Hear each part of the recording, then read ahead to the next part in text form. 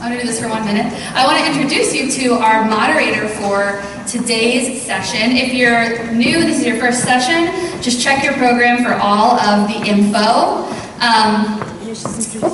And I do want to thank you all for being here today. We have a warm moment going on.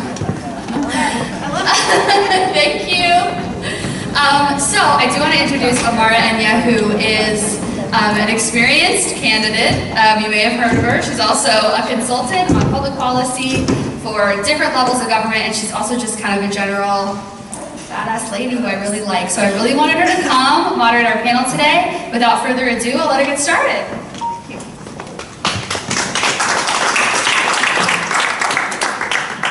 Good afternoon, everyone. Oh, it's really quiet. Good afternoon, everyone. How many of you have been here from the beginning? Excellent, excellent. So you are the troopers that stayed for the best session, I should say. No, I'm just kidding. The previous sessions have been excellent. I hope that it was helpful just hearing the perspectives of the individuals who have sat on this panel. This summit is absolutely crucial because of the time that we are in.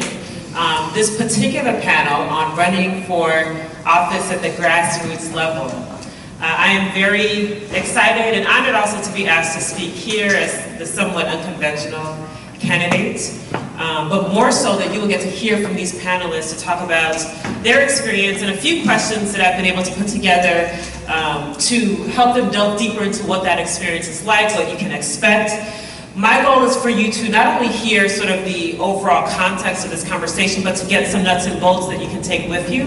Hopefully there are those of you in this room who are considering running for office, and this is to demystify and take away the intimidation factor of running for office at the grassroots level. So if you're wondering why I would be standing up here, so I did run for office. I am someone who lives by the credo of go big or go home. I ran for mayor of the city of Chicago in the last election cycle. It was a grassroots campaign. Prior to that, I had never run for office before. In fact, the extent of my political activity was donating maybe $20 at a fundraiser back in 2007. Political office was not in my purview as something that I wanted to do, but what I had was the experience of working at the top levels of city government in the city of Chicago and having seen just the stark level of inequity and the disconnect between those who make policy and those who are affected by policy. It was a life-changing experience. I spent years in that role. And so you really see how people's lives are affected. I also had the experience of living on the west side of Chicago, which was, for all intents and purposes, ignored by city government and still, to some extent, gets very little attention, but has some of the most significant challenges in the city of Chicago. And so for me, the credo, the MO is to go where the work is. That's our responsibility as taxpayers, as residents, as human beings. It is to make sure that we care about each other, we care about our communities, and that if we see issues that exist, that we do something about them. We don't wait for others to do what we know we can do ourselves. And that's the essence of a grassroots campaign, a campaign that starts from one person, your conviction that there's something that you can do that can be transformative. Now, everyone does not have to, and I probably don't recommend doing what I did. You don't have to start at the office of mayor, although I was very clear that that's what I intended to do, and it was not to make a point. It wasn't because I was trying to get my name out there. It was actually to win, right? Because you should believe that you're qualified and capable of winning if you're going to do the campaign. But it's this notion that the status quo is not working for people, and what do you do? What role do you play in challenging the status quo and also being that change? And so that experience was transformative for me as someone who started out not knowing anything about campaigns or campaigning and learning on the go, but still having an amazing campaign with some of the most impressive people that I have met and still maintain those relationships, and to see the kind of message that we carried about this city to still continue that to today. It means that the outcome of winning wasn't necessarily the only definition of success, but you have to define what success looks like when you're starting on this journey. And so I want to briefly introduce, or have actually introduced themselves, the panelists. They all have political experience, a lot more than I do anyway, and some insights to share. And I want to make sure that you hear from them both their experience, but also some of the wisdom that they have to share with each of you as we embark. And then after this session, we'll do a few questions for the panelists, then we'll have some Q&A, and we'll also break out into 3 breakout groups for the remainder of this session. So you'll get an opportunity to speak one-on-one with all of the individuals that are on this panel. So we're going to start with Johanna Cohen. She is a communications consultant extraordinaire. I think that's the best way to describe her. But I want to give her a chance. Yes, extraordinaire. Putting that on my business card. Thanks so much. Yes, so Johanna. Okay. Hi everyone, my name is Johanna Cohen. I am a communications consultant extraordinaire. I got into this work, I actually started out as a journalist. And quickly, when I moved back to Chicago, quickly realized that I kind of had the campaign bug and I wanted to get involved in electoral politics. And right around the time that I was starting to think about campaigns and how do they work, Mayor Daley announced he was retiring. This was in September, just about 7 years ago this time. So I think it was September 7th, 2010. And that date has stuck in my brain because before that moment, I never realized Mayor Daley could retire. He'd been the mayor since I was 4 years old, and the thought had just never crossed my mind. Even though I was very politically engaged and politically active, it just had never occurred to me. And I had never thought about campaigns and electoral politics as a vehicle to make change, even though I was an activist. And so at that point, I started to get involved in political campaigns. I quit my job and eventually I joined the campaign staff of Miguel Flores' campaign, which is how I know Xavier. You guys might not remember Miguel Flores, but you should because he was the city clerk. And he also ran for mayor and came in 3rd in 2011 when Mayor Manuel was first elected. So I worked on that campaign and that sort of started my life in campaign politics. Worked on lots of campaigns.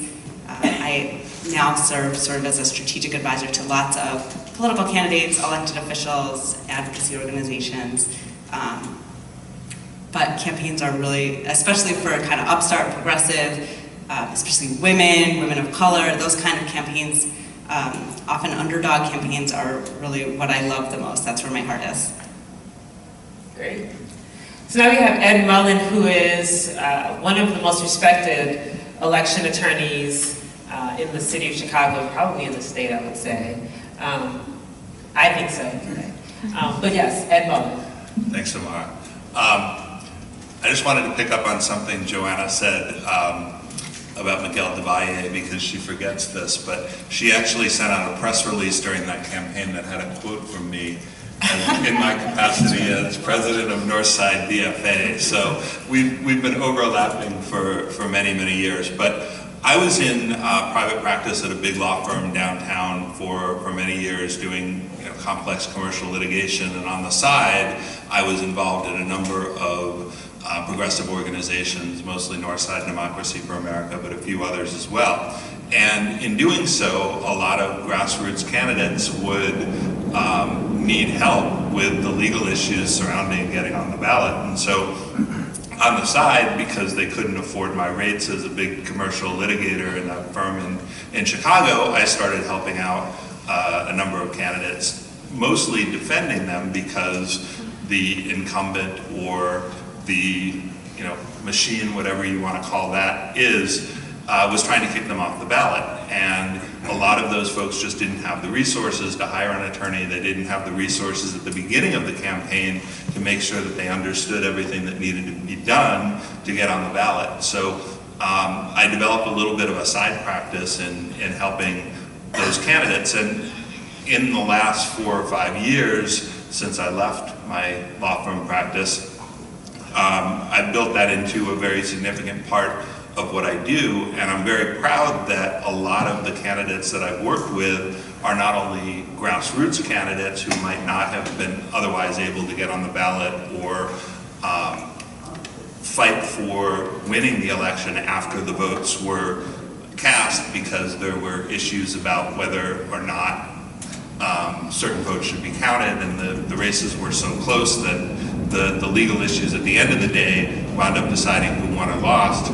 But I think what I'm proud about the work that I do is I've helped a lot of people get on the ballot who otherwise wouldn't have, and are now in our state legislature, in our city council, and I think that making sure that you understand how to navigate that process is the first step to winning the race. I mean, if you are not on the ballot, you can't win.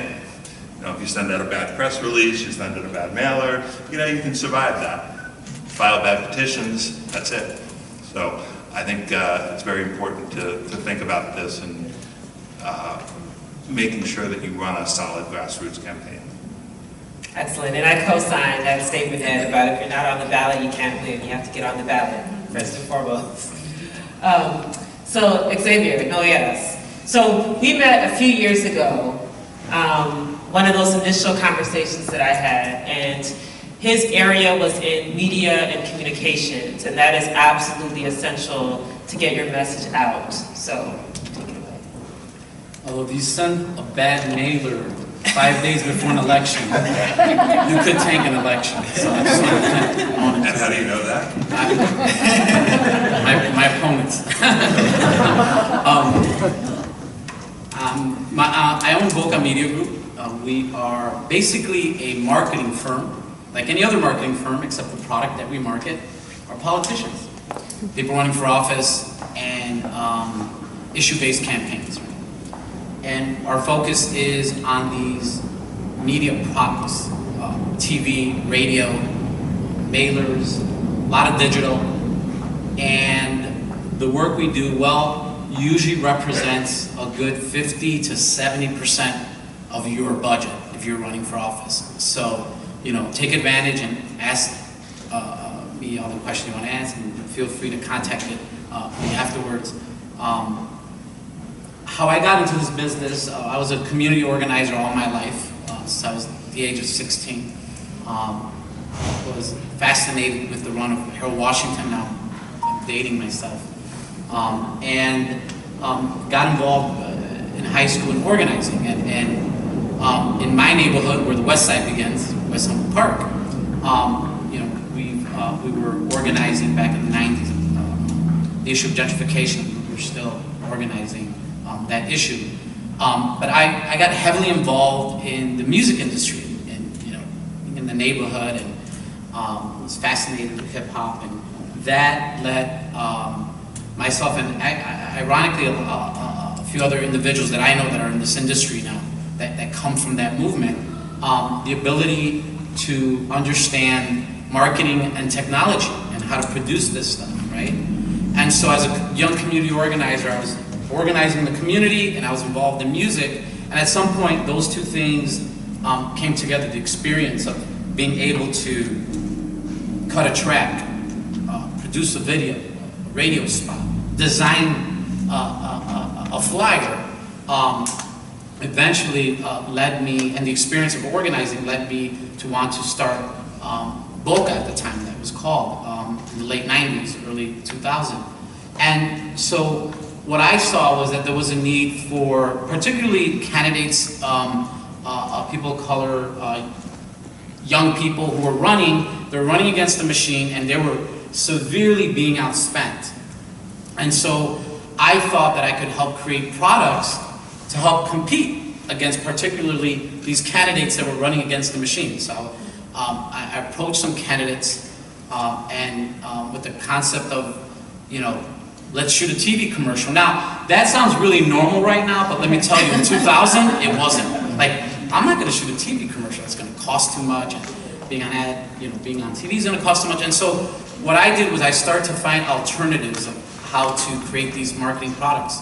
I remember the first TV commercial that I cut was for, at the time, a young man who was running for state rep against the machine, being outspent 5-1. His name was William Delgado. And eventually he would win the race by 25 votes. And we shot a spot, and people all over the neighborhood saw the spot. We put it on Spanish TV. We had limited amount of money. And so that experience led me to believe that the work that I was doing was going to be really valuable for people to have that advantage or to be able to compete. And that's what we've been doing ever since we've become a leader in TV. 2015, we bought more political cable ads than any other firm in Chicago, and we're proud of that. That's what we do. So we put these products together, and we talk a lot about branding too. So you can spend, $50,000 on a TV spot, $200,000 on a mailer, $100,000 on a radio spot. But if the messaging is not aligned and you're not clear about your branding, or even clear what branding is about, then that money can go to waste. If you're a candidate that's only going to spend $10,000 and your branding is great and your messaging is super aligned, well, you can compete against somebody who's spending $50,000. That's really what we do. So. Thank you. So next we have Abdullah Sara, the Deputy Chief of Staff for Cook County Clerk David Orr's office. Thank you, Amara, and thank you, Sarah and ICPR and all your staff for putting together this great event. I do work for Cook County Clerk David Orr. I've been with the clerk's office for 2 years now, and before that for a number of years I worked in politics in the nonprofit world, worked on a number of campaigns and consulted for them. But what I'm here today to share with you is sort of what government and what the clerk's office can do for potential candidates. If you're interested in running for office, what are the resources that we can offer? I'd like to demystify the process of actually trying to get on the ballot, and let folks know about things that they may not know that they can actually get fairly simply from government if they came to us and asked for it. So we have data. People are always like, where do I get data from? You get it from us. You can get it from the clerk, or you can get it from the Chicago Board of Elections. Let me be clear: we run elections in suburban Cook County. The Chicago Board of Elections runs elections in the city. So we have data. We have maps. We have a running for office tool that we launched earlier this year that allowed candidates during the municipal election to generate a candidate packet if they were running for school board or library or park district. And coming soon is an upgraded version of that for folks interested in running for any position in Cook County that files with the Cook County Clerk. So if you're interested in running for commissioner for any of the county-wide races, Metropolitan Water Reclamation District, committeeman, and I believe Board of Review is the other one. If you're interested in any of those, you'll also have at your fingertips all of the information that government should be giving to you in the first place, so that you know what it takes. A lot of people, in my experience, give up before they even start because it's a very scary prospect of, forget the campaigning, of course that's scary and it's going to be tough and challenging, but what do I even need to do? How many petitions do I need to get? How many signatures do I need to get? How do I get on the ballot? What are the deadlines? What are the pitfalls? How am I going to get challenged? All those things are things that scare people, and folks are like, I don't want to deal with that. We'd like to demystify that and really make it easier for you. And so hopefully, through this conversation, I can help anyone who has questions about that or speak to afterwards. Thank you. And last but certainly not least, we have Devin Reed, the Honorable Devin Reed. He is the clerk of the city of Evanston and also the youngest elected official, I think, in Evanston. I believe I'm the youngest elected municipal official in the state. I'm going to go ahead and claim that and let someone else fact check that. Devin, go ahead. Yeah, thank you. Well, one of the things I can say is I think part of the reason I'm here is I know all of these folks on the panel, so that's probably a good thing. And to speak very quickly to what Abdullah Sara just mentioned, and to give a real life example of how this, in my city in Evanston, our clerk during my election gave out misinformation as to how people can get on the ballot, and it caused a lot of confusion. I think it made Ed some money, but other than that, it created a lot of confusion, and it created an objection process in Evanston that we're not used to. And so I definitely agree that government and my office is really going to hopefully steal that running for office tool. It's an open data thing, so we're happy to share it. The clerk's office is happy to share it with our office, and we're hoping to bring those improvements to the local clerk's office. Very quickly, a bit about myself and why I decided to run for clerk. You know, when I was growing up in Evanston, my family struggled with homelessness when I was a teenager, and we were forced to leave Evanston and move to the south side of Chicago. You know, that experience really, you know, coming from a very stable, middle-class life and an affluent community in Evanston and moving to Roseland was really an eye-opening experience for me, and showed me that that government could be doing more for those who are least proximate to power, those who are least fortunate. And so that sparked a passion very early on in my life for public service. And so that started when I was 18 years old. I ran for alderman in the 26th Ward of Chicago, where I met Xavier, which is Humboldt Park, and a tiny bit of Logan Square. I didn't win. I made it on the ballot, but I only got about 20% of the vote. I ran against an incumbent who had been, you know, in office for a while, not only as the 26th Ward alderman, but also as a Cook County Commissioner before then. And that experience is what really got me into, you know, from public service to politics. And so I started working on a lot of campaigns as a consultant, as a volunteer, as a field guy. Did a lot of work down at the Cook County Board of Elections, either helping people get on the ballot or protecting, or honestly trying to knock folks off the ballot as well, which is work.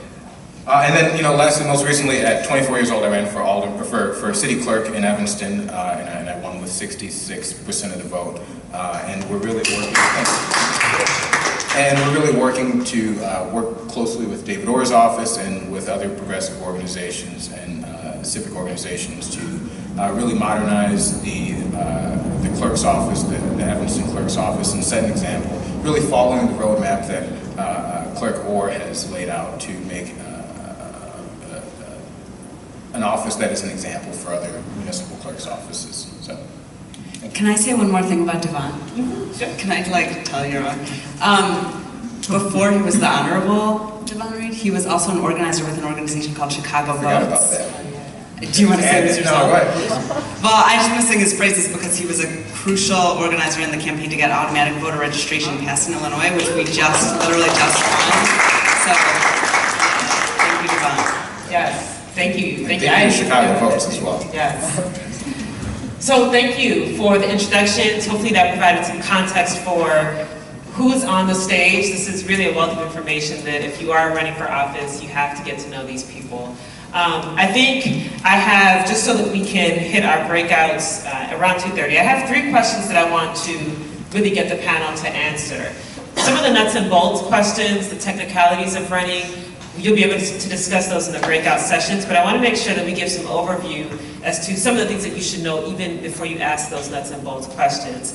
So one of the ones that I'm taking off the table is the urgency of now and why grassroots campaigns are important. They're important because of who's sitting in the White House now. They're important because of who's sitting in Springfield now. They're important because of if there's anyone whose policies you have an issue with and they're in office, grassroots campaigns are important. You might hear some questions around, is this the right time? I don't know that there has, and I guess I'm speaking from someone who's living in 2017 after the 2016 elections, if there's ever a more pressing time where people have to get involved, or where people have to not be afraid to take that crucial step, and it is a crucial step, but it is absolutely necessary because the absence of your perspectives lead to the policies that we all have to live with, right? So that is why these grassroots campaigns are absolutely crucial. For me, starting off is one of the biggest challenges. And so the first question that I would like any of you to respond to is, in thinking about the individual who wants to start their campaign, who do they surround themselves with first? In the absence of having a large organization backing them, where your supporters might be your parents and siblings, which was the case in mine, who do you surround yourself with first? What does that core group of advisors look like? I would start with a lawyer. And if you want to talk about just like... Well, I sit down with a lot of candidates and talk to them about how they set up their campaign and what they need to do to get on the ballot. And typically, go through the basic things. Are you eligible to run for this office? Are you a resident of the district? Do you have anything that would disqualify you from this particular job? Or if you're running for judge, you have to be an attorney. If you're running for township assessor, you have to be an assessor. There's a whole checklist that you have to go through before you can figure out whether or not you can run in the first place. But then, you know, I walk people through the process. You have to create a petition, you have to get petition signatures, you have to file nominating papers, and you have to get on the ballot. But what I also do with people in that first meeting is I talk to them about what their campaign needs to look like, and I usually give them Xavier's phone number or Johanna's phone number to kind of build out what they need to do from there, because the first question is, can you run? Are you qualified? How do you get on the ballot? And then the question is, how do you run your campaign from there? So I do agree that you want to sit down with a lawyer sometime early in the process, and I've already been talking to at least a dozen people who are running for alderman in 2019 already, thinking about what they need to do to get on the ballot. But you know, an attorney is not going to be able to give you all the information you need to you know, to run for office. So that's someone to start with, but you need someone who's going to tell you what your field plan needs to look like, what you need to do to develop a field plan, what's your message going to be, what's your brand going to be. So a lot of people around you is important. You can't just get all the information from one person. And I think talking to the first person and getting recommendations is really the way that you go about it, because I'm not going to recommend another lawyer to them, but I'm going to recommend a PR person, I'm going to recommend a media person, I'm going to recommend a field director. And you know, all of us up on the stage have been doing this long enough that we know who those people are, we know who's good, we know who's going to talk to progressive candidates who might be running against an incumbent, whereas other, some marketing firms won't even talk to non-incumbents. You know, it's something that we know, and you know, all of the people on this stage that I know from experience are very willing to talk to people who are running for office and thinking about it and give them kind of the advice. And hopefully, at the end of the day, they run and they hire us. But you know, and most of the people in this field are very willing to kind of get people moving. How do you message independent candidates? And I guess this is from a communications and media standpoint, people who are emerging, who may have no name, right? They may be on the ground doing work in their communities, but do not have the high profile or media presence of an incumbent or someone who's been entrenched perhaps within a traditional party. So how do you message, or how do you help a candidate develop the message of who they are? Well, first of all, can I ask a question? And you don't have to say, but like, how many people are actually considering running for office in the next couple of years? Oh, okay, cool, love that. And has anyone here ever actually run besides Javon? Of course, we have the Honorable Susan Garrett. Okay, so that's helpful for information for me to have. So first of all, this is most of what I do. Like, I tend to work with people who are independent, you know, progressive Democrats, but who are independent of any sort of machine or existing powers that be structure. That's not to say exclusively I have incumbents who I work with, but I like to work with people who are taking on, you know, long-time incumbents, guys who've done bad stuff, people who seem unbeatable. And so what you start with is your own story. Who are you? Where do you come from? And why are you doing this? But that's not enough. There also has to be a contrast drawn. Messaging is not just telling your own pretty, lovely story in a vacuum. You're also having to set yourself apart. Why should the voters choose you instead of the other person or the other 10 people, depending on what district or ward you're running in?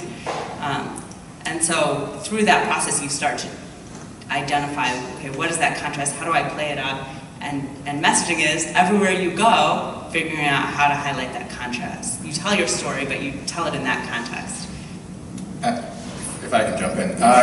To the first question and parts of the second question is, who do you want to surround yourself with first? It's people that are going to tell you the truth, and that will tell you the hard truth. You know, my top advisor, a gentleman, Bobby Burns, when I started the campaign, told me, there's no way in hell you're going to win this campaign. And several times, and it was getting to the point where I'm like, I don't even want to talk to you anymore because you keep telling me I'm not going to win unless there's controversy, which is contrast in a way. I think one of the things it's really hard to beat incumbents, and there really needs to be a very strong contrast, almost a contrast to the point where it's controversy, where there's, when you look at the Kim Foxx campaign, there needed to be controversy there. I think when you're looking forward to maybe the assessor's race or some other races, you need to have controversy, I think, in order to really unseat an incumbent.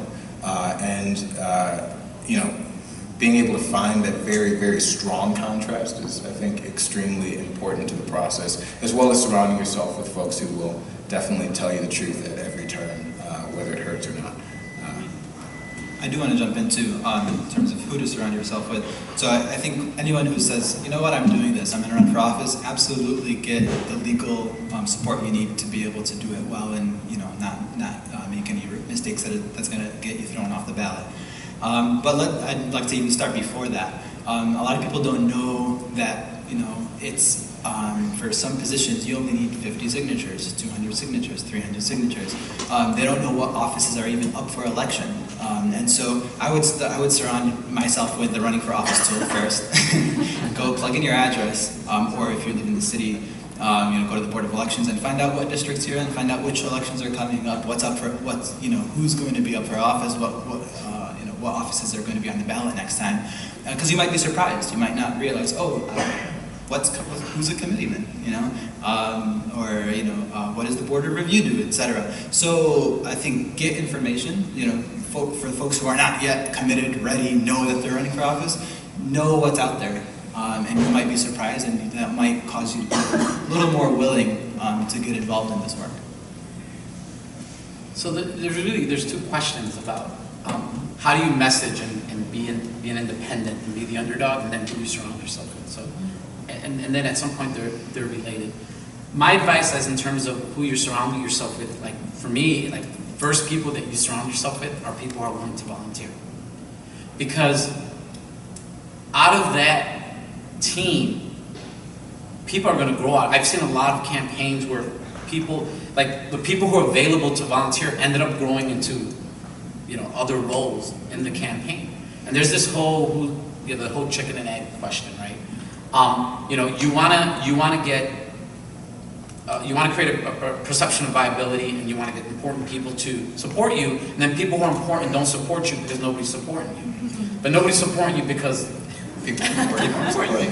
I can do this all day. But so with your volunteers, you actually start to create that base.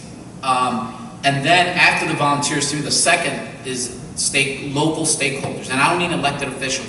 I'm talking about the person who is the leader of the block club, the abuelita with the big mouth in the block that everybody knows about. Like, these people, like you surround yourself by these stakeholders, and let me tell you, I'm not saying the real estate, but the people in power and elected officials, that's who they're scared of too. Like so if you're surrounded by these people who are stakeholders and are involved in the community, like instantly you start creating a base. That's creating that base. And going into the messaging, I talk a lot about branding.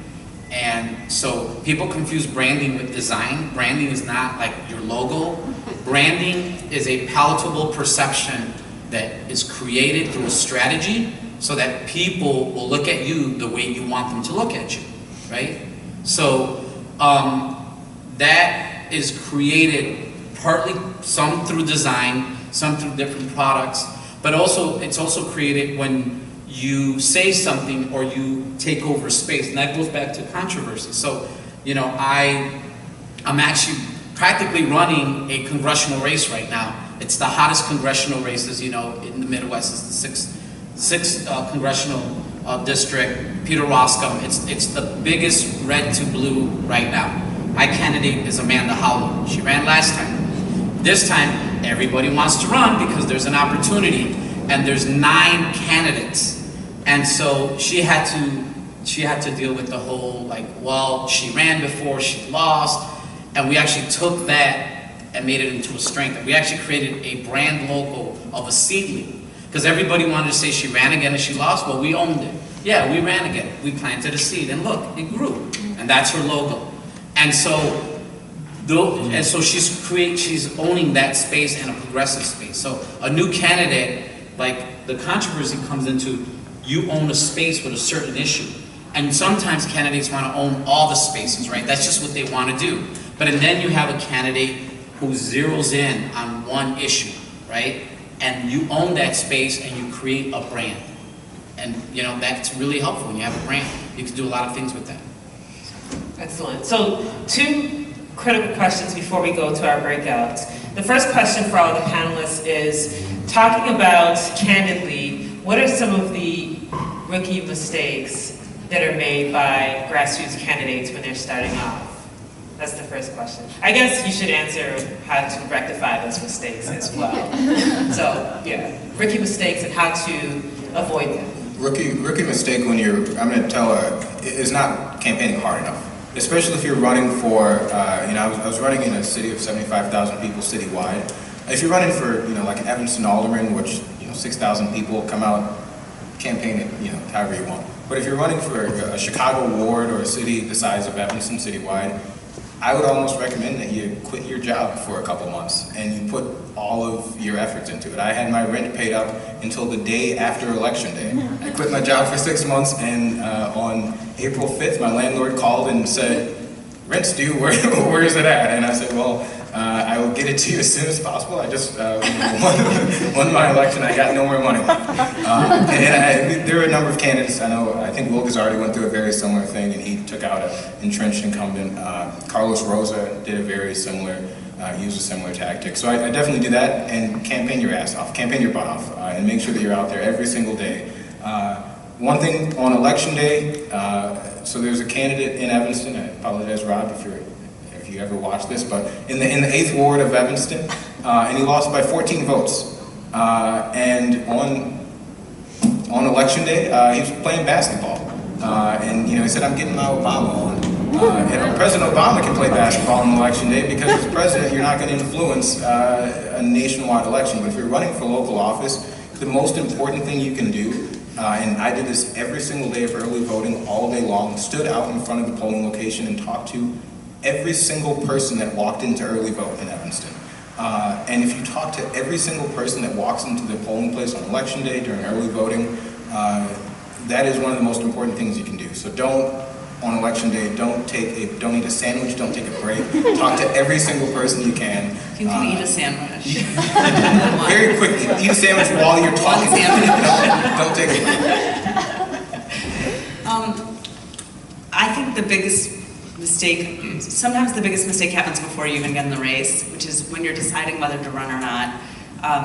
So often, someone's always going to tell you you shouldn't do it, you're definitely not going to be able to win. Mara, I'm sure you heard this. Devon, I know, I had people say this about you to me. I know. Like, what is that kid doing? Can you talk some sense into him? And I was like, no. 66%. So, every single person on the stage can tell you a story about a time when we worked on a race that we were not supposed to be able to win because the incumbent had been in office for too long, or he had too much money. It's usually a he, or some other reason. And I would just say, like, the biggest rookie mistake sometimes that happens, especially with women of color, is that candidates get talked out of running in races that they could win. They'd be tough fights, but they are winnable races because of conventional wisdom.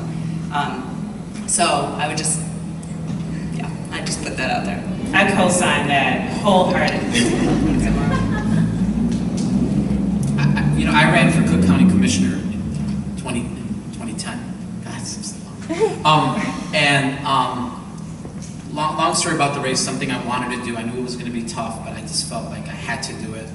And one mistake that I made was that I did not engage the people. I was so busy trying to get other people to get involved in the campaign that I overlooked the people who were just right next to me, my friends, my family. And I see it in so many campaigns. And then after the campaign, people, like they tell, like, why didn't you just call me? Like, you know, and it's just, it happens, and it's happening right now in some campaigns that I'm involved with. It's just like, did you reach out to your uncle? Yeah, well, he's there for me, blah, blah, blah. Like, don't wait. And, you know, that was it. Just reach out to them. You know, get the people that are close to you engaged. And then, you know, this story about volunteers, Kevin Lampy says it, I forgot where it happened. I know when I see this story. About somebody who, this well-known community organizer, who had volunteers,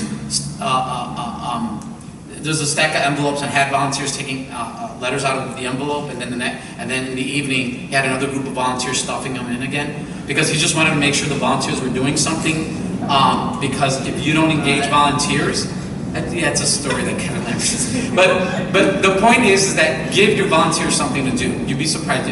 Like, oh, we don't want to burn out our volunteers. No, like, give them something to do. They're not doing anything, you're going to lose them. So, that's it. Ed could probably vouch for this, but one rookie mistake, I think, is thinking that minimum number of signatures doesn't mean minimum. You know, I think the ones who do best are the ones who know that it really, really is a minimum. So get more than you need. 1/4 of all candidates who file to run for office in Chicago get knocked off the ballot for one reason or another. Yeah. I think the biggest rookie mistake is people don't really understand exactly what they're getting into. And I think talking to a lawyer, talking to a media person, you know, all of that is really important. But talk to someone who's been through it, at least one person who's been through it, because there's nothing that a policy person or a field person can tell you that's really going to understand what it's like to be a candidate and what it's like to call someone up and ask them to give you money because you should be the next alderman. I mean, that is not an easy thing to do, and having, you know, someone talk to you about what it's like to be a person whose name is out there for all the positive things that are being said, but all the negative things that are being said as well. And I think there's no substitute for talking to someone, at least one person who's been through it before, to understand what it's going to be like. And you won't understand what it's going to be like until you go through it, but I think those people you need to reach out to at least some of those people to understand what you're going to go through. Okay, 5 seconds. Yeah. A note that, you know, Ed just mentioned is about raising money.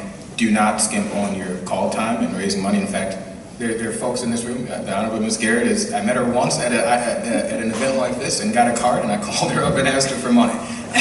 So do that. And she wrote me a check too. You know, it was itemized as well. So if you know what that means, I was happy about it. So just make sure you really are calling everyone you know, whether it's your uncle, your teacher from preschool, which is the real thing. That I had a teacher from preschool donate to my kid. Call everyone you've ever met that you have a card for and ask them for some money, because it's really important to getting your message out there. So. I kind of want to follow up on the point that Ed brought up about just the life-changing nature of running for office, and what that means and the implications, both personally but also for your family, for your friends, for your relationships, and for who you were before you decided to run. So my first question is really thinking about, I really just want to get more into what that looks like, because a lot of people don't realize that the campaign is an intense moment in time, and life goes on after the campaign, regardless of the outcome. And so a lot of times we get so caught up in the campaign, you forget that afterward you're either going to win and have to govern, or you won't win. And what does that look like? So can you talk about what are some of the post-campaign things that we should have in the back of our minds as we're starting this journey? Win or lose? Like, what are just some key things that you should be thinking about for after the campaign, the day after the campaign? This is like part of the spiel. So like Ed, and I'm sure everyone on the stage, I sit down a couple times a week at this time of year with people who are thinking about running for office, and I kind of give everyone the same spiel. So now you're going to get an insight into my spiel.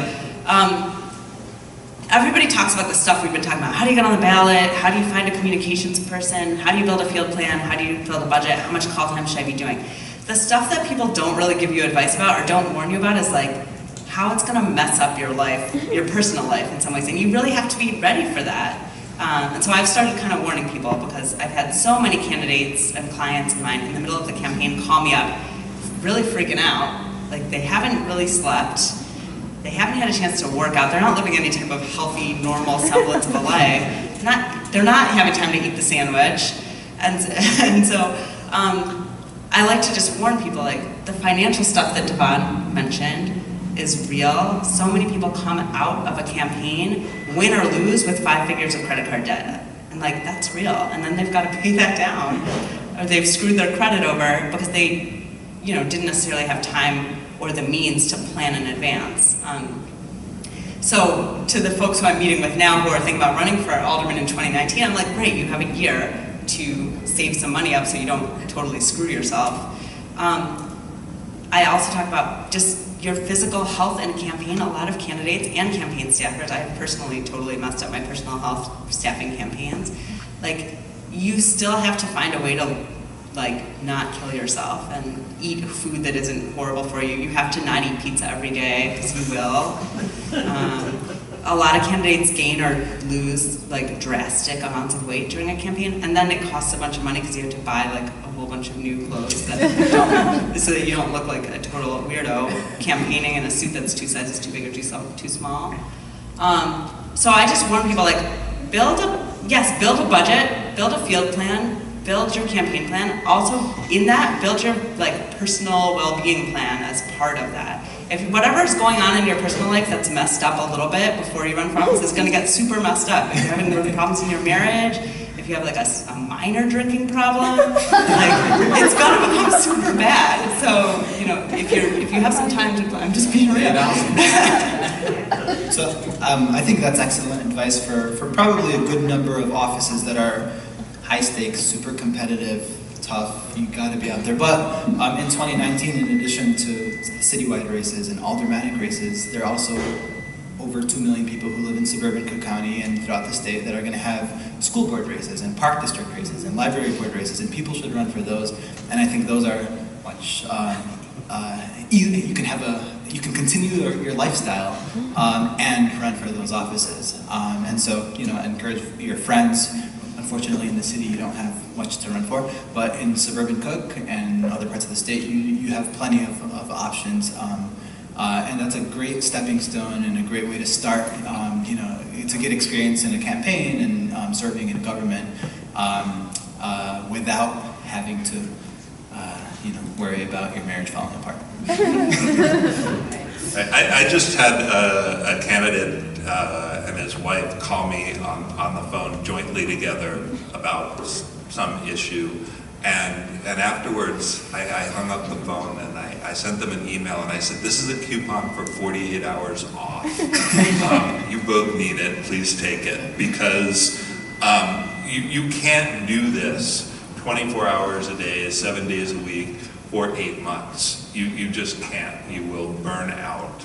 So you need to take some time for yourself, and you need to make sure you have someone who will remind you to do that, because you will forget.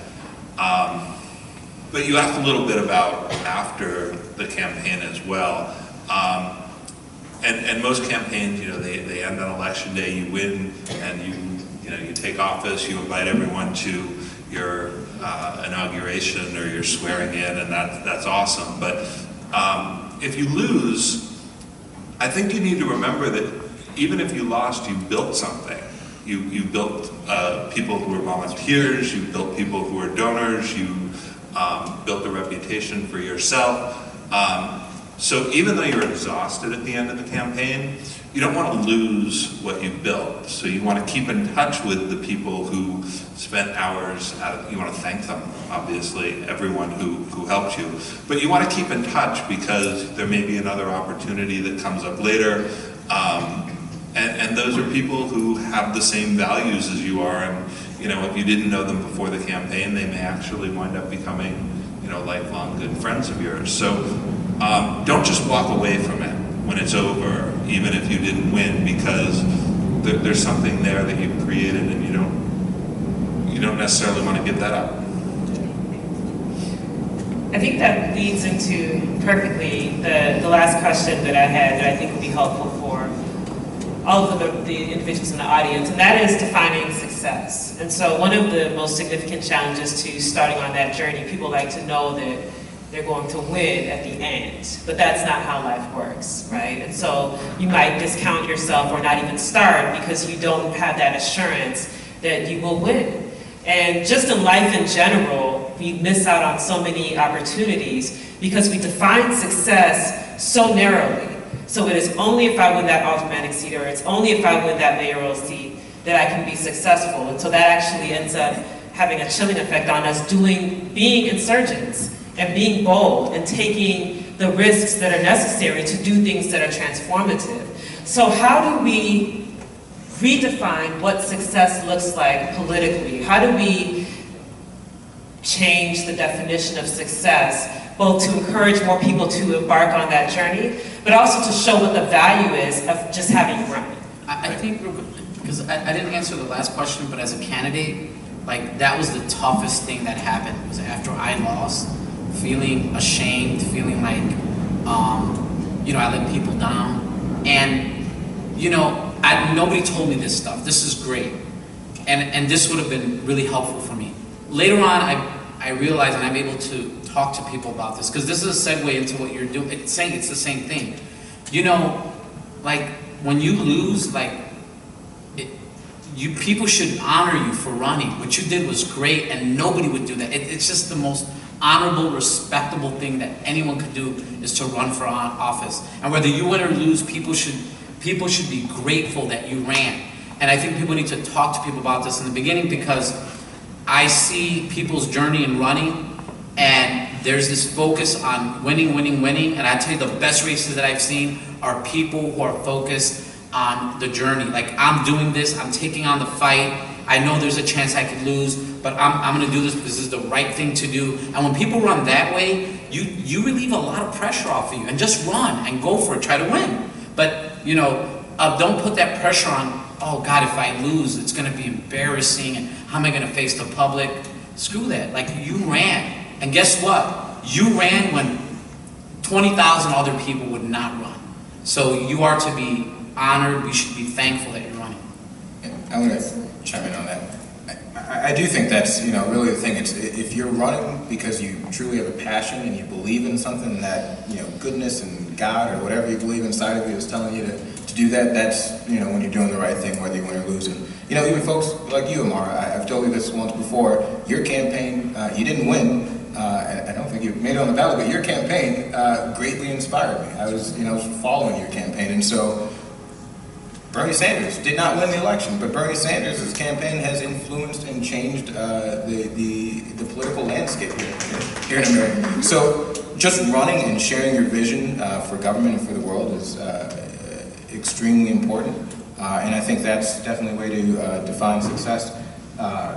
And really quick to your last question, 2 seconds there. The day after election day, it depends. If you're running for state rep, you win the primary here in Chicago, and then you wait several months before you take office. So there is, there's that, and even in my case, I had to wait a month. So there, win or lose the day after election day, I think that the answer is just to take a good break, because hopefully you didn't take a break before then. So I want to compliment you here, because I think you've done a very good job of taking your campaign and using it as a platform, not just for yourself, but for the issues that were important to you, like the Bank of Chicago. A lot of the candidates that I know who have run for other offices now call you and ask you for your advice on what their policy platform should be.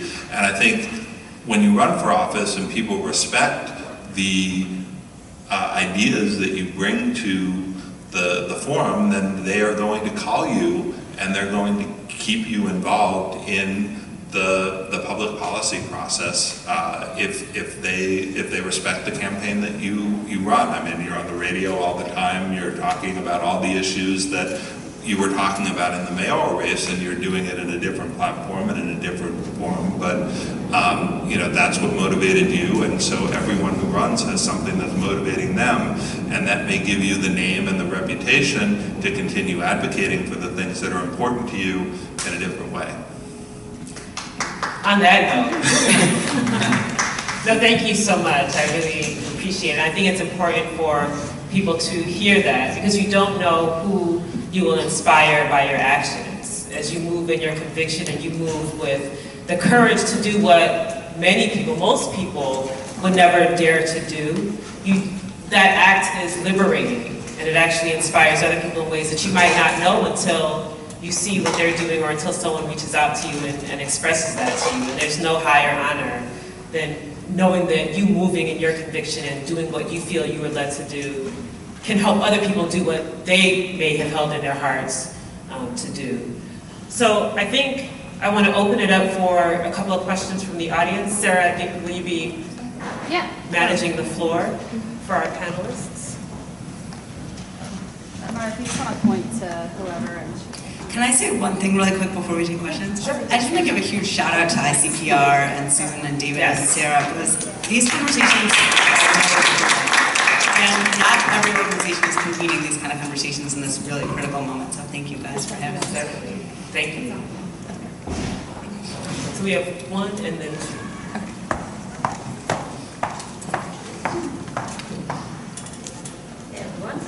Is this on?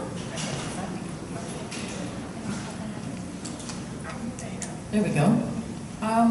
Well, it's an interesting thing to wind up with this final panel when we've been sort of hearing in the consecutive speeches today things that are creeping up onto the crisis in the state of Illinois that's quite unusual. And, I see this as a neoliberal takeover of our system. I see the forces of ALEC, the Koch brothers, the Illinois Policy Institute, Betsy DeVos, Trump, Ken Griffith, Rauner, a well-connected monetary network, and I feel everyone up here is in some way or shape or form here because we're in an alarmed state of needing to act in some way that is a counterforce. And that's why I worked very hard for Devon Reed and found out a lot more about politics, joined this lady in election integrity group. It's like trying to cover all the bases now because it's emergency time. I want to put before all of you, I know we're talking about grassroots running, but what is it that you feel your skills can offer that go beyond a specific slot in terms of what you're doing that can have larger repercussions, for example, in the governor's race? And I mean this not just to be counter-Rauner, but to push whoever is going to be our Democratic governor, whatever array of them that are out there. The groups that you have formed, is there a means of creating even a greater synergy from what you have to offer that you're perceiving as an option that's new and different in this time? Because this is emergency time, Well, I think from my perspective, I'm involved in a number of organizations that I think are progressive advocacy organizations. I was a Bernie delegate to the Democratic National Committee Convention, and a lot of those folks have kept in touch and are talking about different ways to advance things from that platform throughout the state. But I think from my perspective, grassroots is grassroots, and so what I have been doing a lot lately is fielding calls from people who have not necessarily been politically engaged and want to know how to get engaged. And I get a call at least once a week about someone wanting to start a new organization and asking me to help them start the new organization. And while I think that's a great idea, if 500 people go out and form new organizations, they're going to co-opt each other. So I think one of the ways that I've been trying to look at the election process on a broader level is trying to get a lot of these groups that call me and ask for this help to work together, and I've been telling people, you don't need to form another organization. Let me get you in touch with someone that does the same thing, and you can talk about working with them. And I think there's been a lot of communication, and it may not be very public communication, but a lot of the progressive groups in the state are really trying to, put aside a lot of their specific policy differences or differences that made them create different groups and try to figure out a way to work together. But I don't have an answer to your question other than that I think encouraging people to work together, not just in electing an individual person, but in creating a platform. You talk about $15 minimum wage, you talk about single-payer healthcare, universal healthcare, and making that kind of the platform that the candidates, follow behind, I think is something that is one way to get that kind of change that you're talking about. But I also think from an electoral standpoint, I think there's a lot more opportunity in this set of cycles coming up because more people are paying attention that weren't paying attention a couple of years ago. Thank you. So we're actually going to break into the breakout sessions. I'm not sure, there are 3 stations set up, and Sarah, you'll be able to explain. Yeah, sure. So there's one table right over here by the stage, and that's Amara and Ed. There we go. That's Amara and Ed. And then we have the other 4 over here at 2 tables. So panelists, if you can go take your spots. And basically use this as your Q&A time. We have about 15 minutes to ask any questions that you would have asked and get to kind of a more personal answer. So break, and thank you so much, Amara, for moderating, by the way, and thank you to all of our panelists. Let's